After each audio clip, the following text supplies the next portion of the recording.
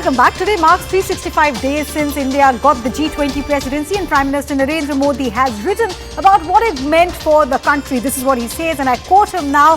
Today marks 365 days since India resumed the presidency of G20, and he goes on to say that it is a moment to reflect, recommit and rejuvenate. This is what the Prime Minister is saying. In the spirit of Vasudhaiva Kutumbakam, he says rejuvenate, recommit is in the spirit of Vasudhaiva Kutumbakam. That's a responsibility that we have undertaken last year. The global landscape grappled with multifaceted challenges: recovery from COVID-19 pandemic, looming climate threats, financial instability and debt distress is all something that he has highlighted. These are all amidst declining multilateralism. In the midst of conflict and competition, development cooperation suffered, impeding progress. Inclusive ambition, action-oriented and decisive. These four words defined our approach as G20 president. So the Prime Minister, even as we hand over the G20 baton to Brazil, has really told the people of the country and of the world what really it meant for us. Abhishek Jha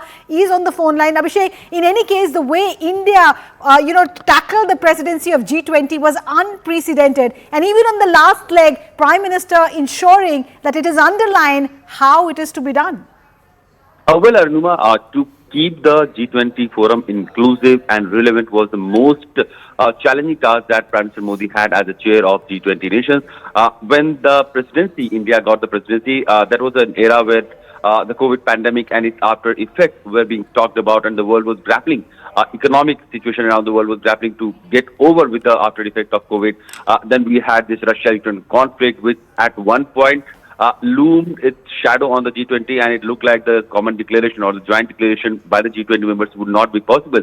But India managed that also very well when it was able to bring in all the members on a consensus on the real global issues, which eventually came out with the joint declaration. And towards the end of it, we saw how Israel-Hamas conflict had taken the center stage. Yes. And during that also, Prime Minister Modi had a challenging task to ensure that the conflict doesn't escalate in the regional, making region unstable. And so during the entire 1 year period, there were a lot of challenging tasks, and India maintained its inclusivity, its decision-making ability, and bringing all together for common good.